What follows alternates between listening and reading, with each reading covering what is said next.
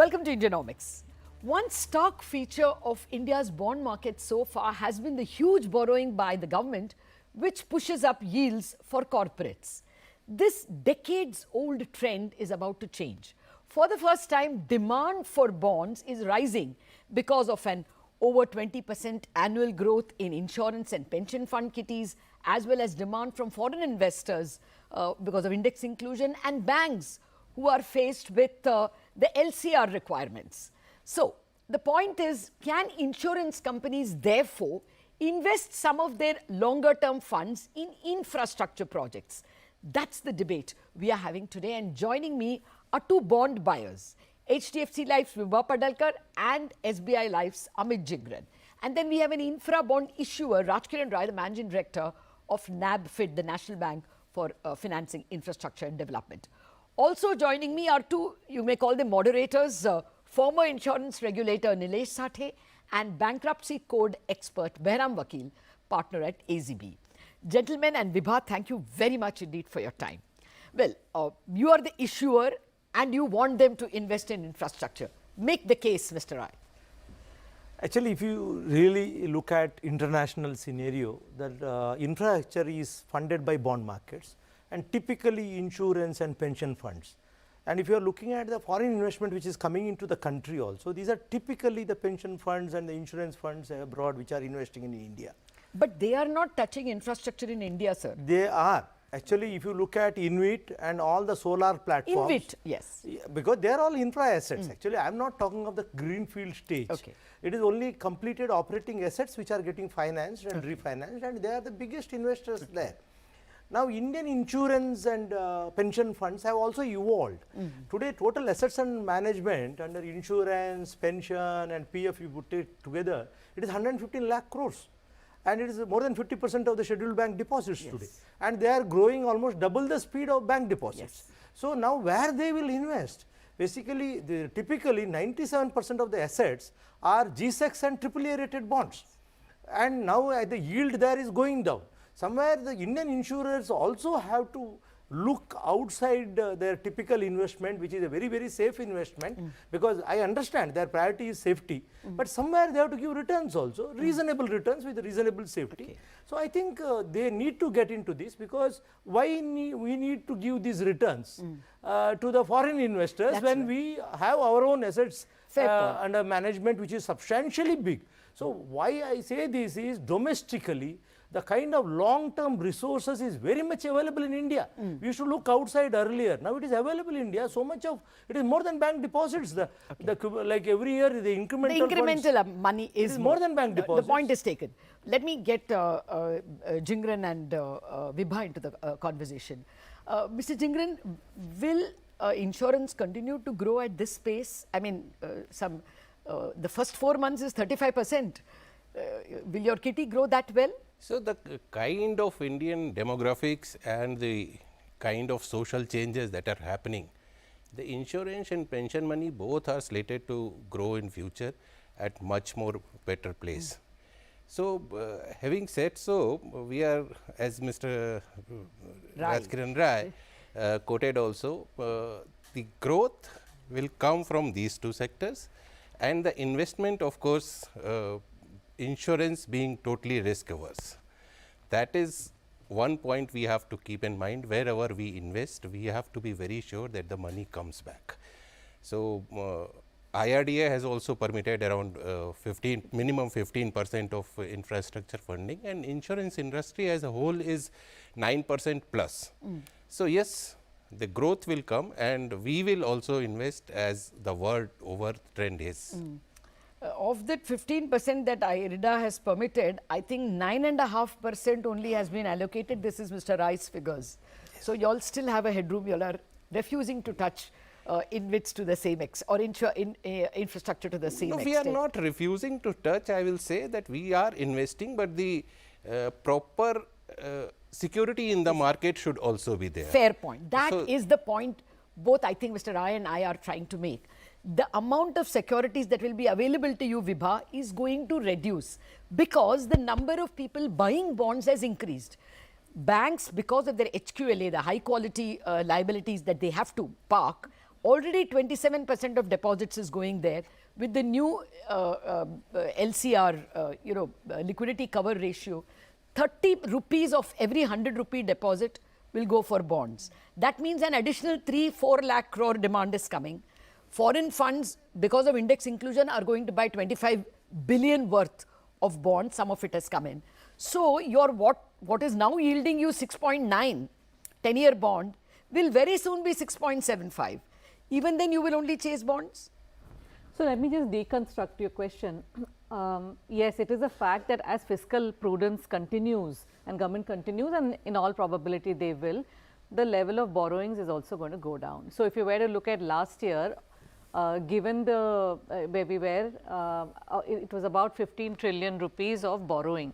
Of the 15 trillion, from memory, about 50%, about 30 to 40% was above 15 years, which is what is attractive to Amit and me. Of that, 50% of the long tenured bonds are subscribed to by insurance companies. Yes. And that will just continue to grow. Now, to your point, yes, a scenario can come, whether it's 3 years, 4 years down the line, wherein our growth surpasses the bank deposits. And the long term, the issuance of long term bonds. Now, the only good thing is, as to your question as to will you continue to subscribe, to some extent, yes, because when we write an insurance policy, the rate is locked in. So the guarantee doesn't change. So if it is at 6.5% guarantee, then I am searching for a bond at that time for me to have no ALM mismatch. Yes. Because insurance companies, first and foremost, have to, the golden rule is that you cannot have an ALM mismatch. We are not looking to, unlike maybe other financial like products, are looking to make that extra bit on, so that you have a yield pickup that you have. Yes, we do that on our own shareholder funds, but not on the policyholder funds. So safety becomes this, because we are in fiduciary responsibility. So the way, the two can happen together has to be for some time a government backstop towards insurance companies, because ultimately these are, you and me and people out there whose long-term savings that we are custodians of, and we cannot absolutely miss a beat on that. That's what drives us. Fair point. Mr. Sathe, this is where you come in, sir. If I, as a person who will eventually be drawing pension, I'm asked, I don't want my pension to go into an infra project, which perhaps may not take off, which may perhaps become a bad loan. So I want my pension money. But at the same time, you want the country's infrastructure to benefit from this long-term money. As a regulator, or the former regulator, how will you be able to marry both? And ensure security, but at the same time, a growing pool. How will you marry it to the infrastructure needs of the country? Yeah, the first is the 15% limit which is prescribed is yet not followed by many insurance companies. So there is still scope for investment in infra. This is one point. Second is, as Vibha said, insurance companies are more onto safety. So although 50% of their investable fund has to go to government securities, most of them, public sector and private sector both, insurance companies have more than 65 to 69% of their investable funds under government securities. This is second part. And the third is, now IFRS is around the corner.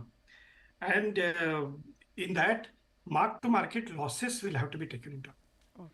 Now, everybody is worried about this because this is going to have a dent on the balance sheets of many insurance companies. So they probably may not venture into any sort of new investment avenues unless IFRS stabilizes. This is what is my view. Okay. Let me get Bahram also into the picture, because in a way, Bahram, I hold IBC the culprit. We had a hope that if IBC worked very well, then people, people who are custodians of pension funds will be willing to invest in infra. But IBC has not lived up to the promise.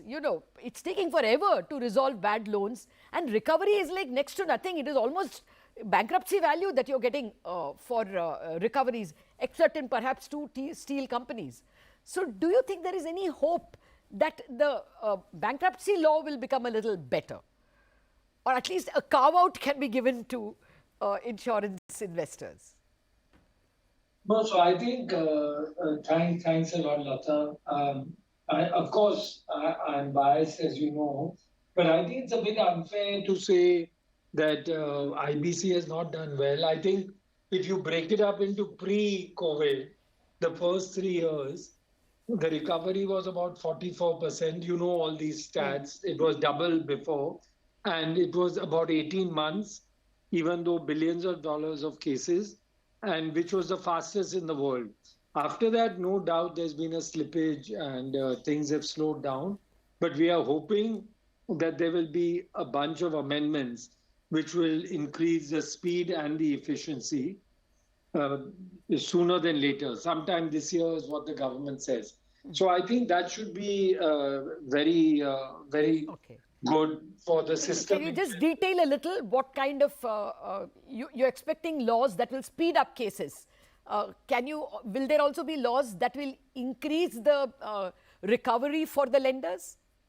It's a direct correlation between time taken and the recovery. Sure. So if in the old days, as I say, the first 12 cases, we got close to 50%. And even if you look at the three, of course, those were financial institutions, Divan, Yes. Shrey, RCAP, etc. It took about 18 months, and I think it's not a bad recovery. Yeah. But I don't want to keep defending IBC, so I get your point. I think on the flip side, what all the other panelists have said, that we need the money desperately. We all know that, $5 trillion economy needs $4.5 trillion of infra. And we have these deep pools of capital. It's growing fast, but it will have to be credit enhanced. Okay. So whether you do it like NARCL, our bad bank, where there's a government backstop, or you do a FLDG, Yeah. you create some product where at least in the beginning, because as Got it. all of us have been saying, as a pension or insurance, you are fiduciary. Yes. So safety has to come first. Okay. Again, we know all these models, like don't do any greenfield, Yeah. do brownfield. With roads, you include construction, toll Yes. rails, sab kuch ho gaya, and then you do it. Yeah. So, and then as the comfort comes, Yeah. as Yeah. the comfort comes, then you will reduce the backstop. And if it's good for CPPIB, why is it not good for our own insurance companies? Okay, got that, Bahram. So the story so far, the amount of government bonds that are going to be issued will very soon be less than the amount of insurance money and other bond buyers that we will see in the market. Can we get this long-term money into infrastructure? Much will depend on what will happen if the loans go bad. What people are asking for is a first loss guarantee. Okay, so what is those via media steps to be taken? Those questions after the break.